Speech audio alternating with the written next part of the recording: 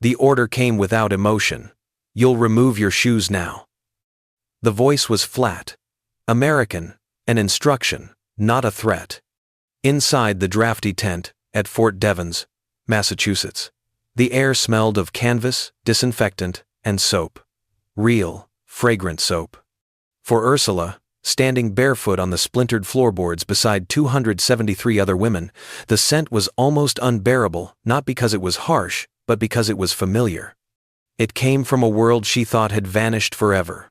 She looked down at her shoes, cracked leather, seams splitting, soles so thin she could feel the pattern of the boards beneath her feet.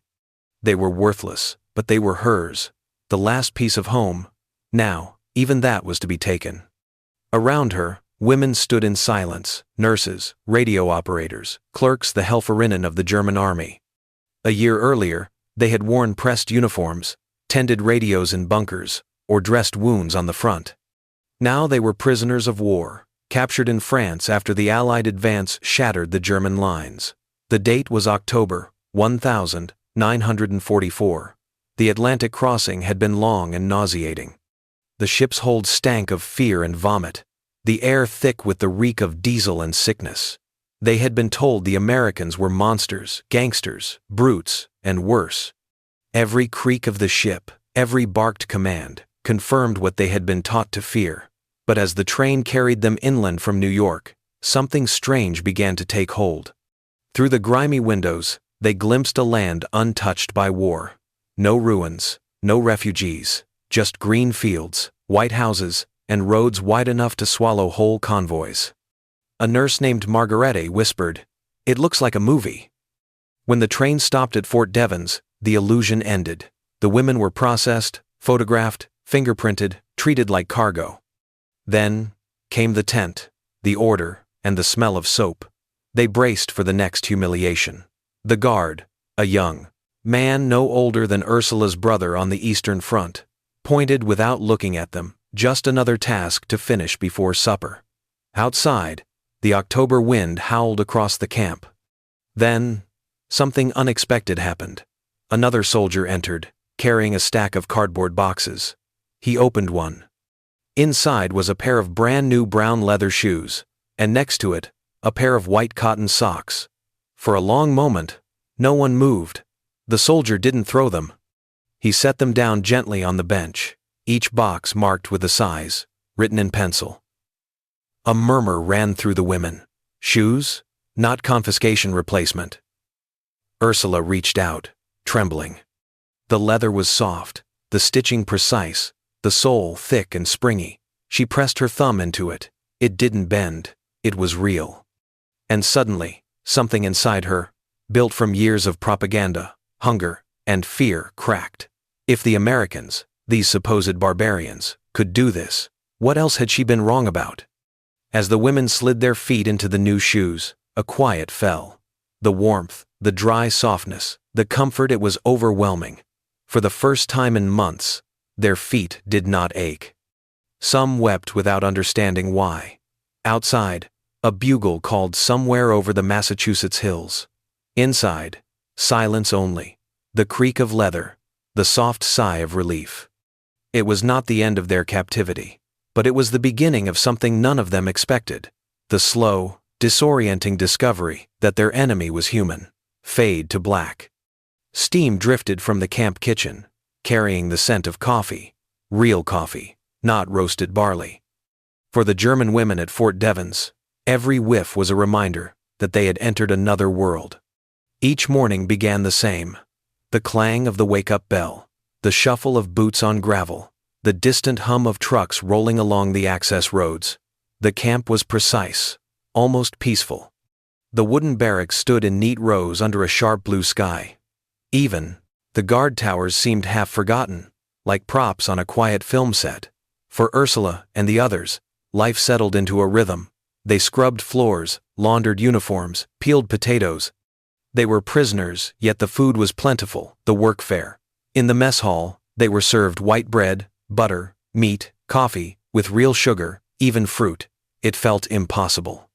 Margaret, once a nurse in Normandy, wrote secretly in her notebook, "The Americans feed us better than we fed our own wounded."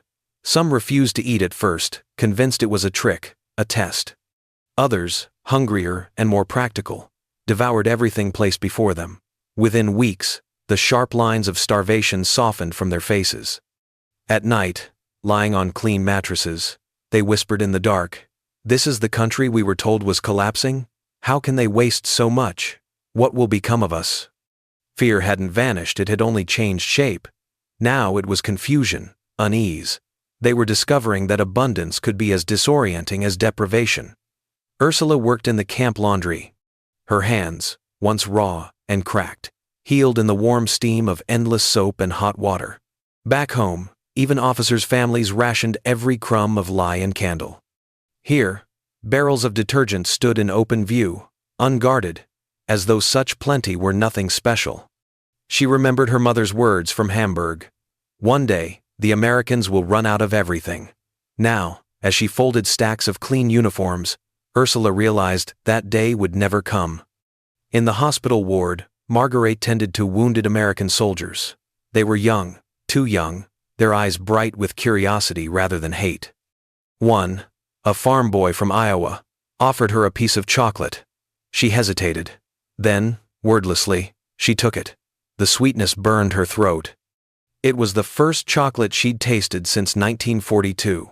Small gestures like that began to ripple through the camp. A smile. A thank you. A nurse adjusting a pillow. An American sergeant, once suspicious, quietly leaving extra soap by the sink. It wasn't kindness, exactly more a quiet recognition that suffering had no uniform. The women began to talk less about home and more about here. About the work, the weather, the strange music that played from the guards' radios at night, swing tunes drifting through the cold air, dissolving the edges of war. Still, not everyone softened. Some of the older auxiliaries clung to the party line, whispering warnings. This comfort is poison. They want to make us forget who we are. But most were simply tired of slogans, of fear, of lies that had collapsed like the walls of their ruined cities. And as the winter deepened over Massachusetts, something subtle took root. A fragile kind of trust, unspoken but undeniable. When Ursula looked at the horizon now, she no longer saw barbed wire. She saw the smoke from distant chimneys, rising in calm, unbroken columns into the sky.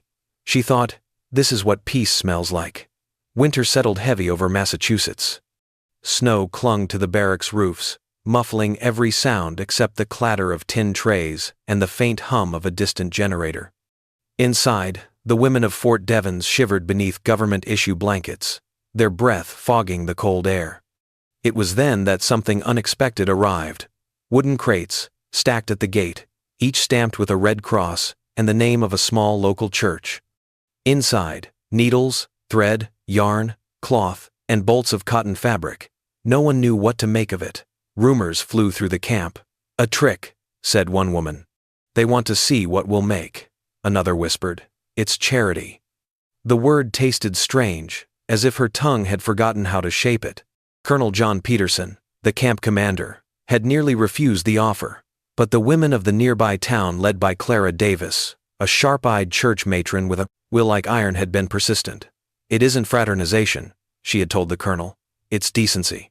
And so, under watchful eyes, the prisoners received the boxes. That night, the barracks changed. The silence of captivity gave way to a soft, rhythmic sound, the whisper of thread through cloth. They began to sew. At first, it was practical, patching their baggy fatigues, mending socks, making handkerchiefs. But soon, instinct took over. They tailored their uniforms for a better fit, stitched tiny decorative seams, a quiet rebellion of beauty against drabness. Ursula, whose mother had been a seamstress in Hamburg, taught others how to cut fabric by eye. 2 fingers width, she would say softly, guiding a trembling hand. The barracks became a workshop, a cocoon of quiet industry amid the snowstorm outside. The smell of wool and soap mingled in the air. A few even began to knit scarves and sweaters for the coming cold. To the guards, it looked harmless. But to the women, it meant something profound. In a place built to strip them of identity, they were creating again.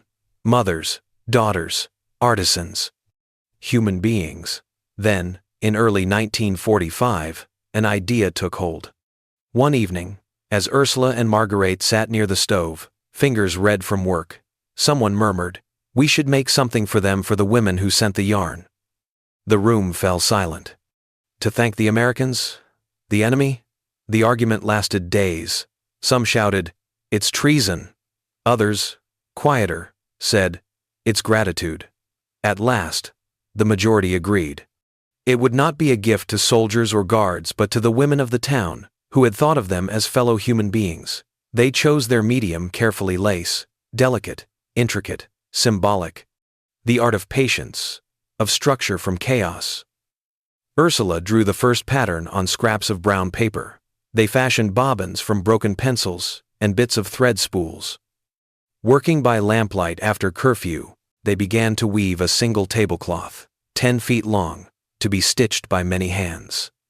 Each night, the lace grew a fragile white map of flowers and geometry. A secret act of creation, hidden from the world beyond the wire. Marguerite later wrote, "In those months, the lace became our world. Every knot was a prayer, every thread, a memory of who we had been." Outside, the war still raged across the oceans. But inside the barracks, another battle was being won not of armies, but of hearts reclaiming their quiet dignity. When spring came, the snow melted from the roofs, and the lace lay nearly finished. A secret bridge between two worlds, spun from thread and silence. By the time the first buds appeared on the Massachusetts trees, the war in Europe was nearly over. The women at Fort Devens learned the news not from a guard or a radio, but from a loudspeaker. A clipped voice announcing Germany's surrender. No cheers followed, only silence, deep, aching silence. For Ursula and Marguerite, the words didn't bring relief. They brought a hollow stillness. Home was gone. Their uniforms meant nothing. But in the barracks, one thing still mattered: the lace tablecloth, now almost complete. It had become their collective heartbeat, 10 feet of white thread and human stubbornness. Each woman had contributed a piece. Flowers, spirals, leaves, a pattern that grew with every night's work. It was their story, written not in words, but in patience. Now came the question, what to do with it? They couldn't simply hand it to a guard. Such gestures were forbidden. But there was one man they trusted, Captain Miller, an American officer who spoke fluent German and questioned them during interrogations. Before the war, he had been a university professor. Unlike the others, he asked questions not just about units and maps, but about their lives. Marguerite approached him carefully, lace folded in a linen bundle. Through trembling words, she explained it was a gift for the women of the local church, the ones who had sent the sewing materials. A gesture of gratitude, not politics. Miller listened. When she opened the cloth before him, he stared speechless. The design shimmered like frost under the dim office light. He cleared his throat. "It's extraordinary." He brought it to Colonel Peterson. The colonel, a man of rules and reports, examined it in silence. His calloused hands brushed the fine threads. It was unlike anything he had seen in this war, not a symbol of defeat, but of grace.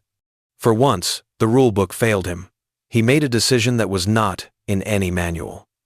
A week later, on a bright afternoon in late summer 1945, 2 American women arrived at Fort Devens.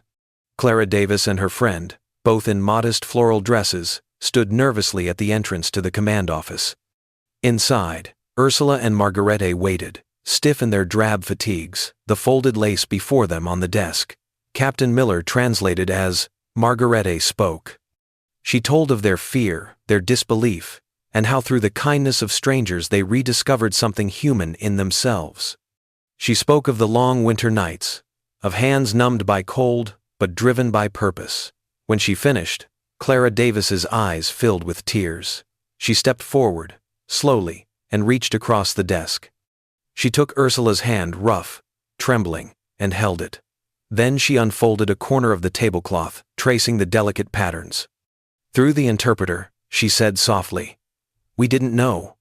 We just thought you might be cold." For a long moment, no one spoke.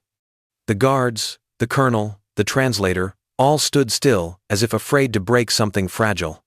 And in that silence, the war ended again, not with surrender or victory, but with a shared breath of understanding.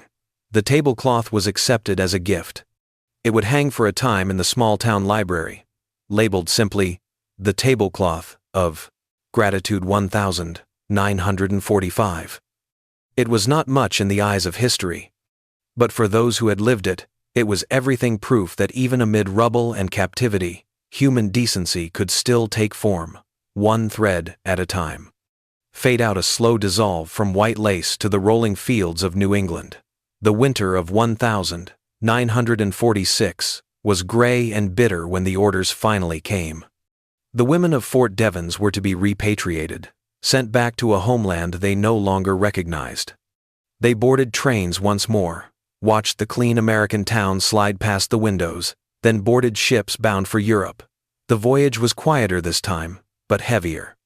Each woman carried what little she owned, a few letters, a photo, a pair of scuffed brown shoes. Ursula kept hers carefully polished. They had been new when she received them, now the soles were worn smooth from a year of labor. Still, they remained whole symbols of something she could not name, something she had felt the day she first laced them on, a fleeting moment of dignity restored. When the ship reached Bremen, the harbor was a graveyard of twisted cranes and rusted hulls. Germany was a ruin. The air smelled of coal, smoke, and hunger. Ursula made her way to Hamburg, where her family now lived in the cellar of their bombed-out apartment. Her younger sister, thin as a shadow, stared in awe when Ursula handed her a small package, a pair of white cotton socks, still clean, still folded from the day they were given at Fort Devens. The girl pressed them to her face and wept. Elsewhere, Marguerite returned to Berlin, taking work as a nurse in a camp for displaced persons, refugees, orphans, amputees. She never spoke of the American hospital or its endless supplies. She had seen too much contrast between abundance and despair, mercy and loss. For all 274 women, the memory of Fort Devens became a kind of secret, a chapter that didn't fit the story Germany wanted to tell. Who could understand? Who would believe that captivity had given them kindness, food, warmth, shoes? Some buried the memories. Others clung to them in silence. But in quiet moments, when they felt the ache of winter, or the rough floor beneath their feet, they remembered that tent, that smell of soap, that strange, impossible gesture. And far away, in a glass case at the Fort Devens Historical Museum, the lace tablecloth remained yellowing slightly with age, its threads still intact. Visitors passed it without much notice, unaware that every stitch was born from fear, gratitude, and the fragile rebirth of trust. It stood as a quiet witness, not to victory or defeat, but to the mercy between enemies. War, after all, is not only the story of armies. It is the story of people who, in the small spaces left between cruelty and chaos, still find ways to be kind. Music fades, slow strings, a final dissolve from lace to light.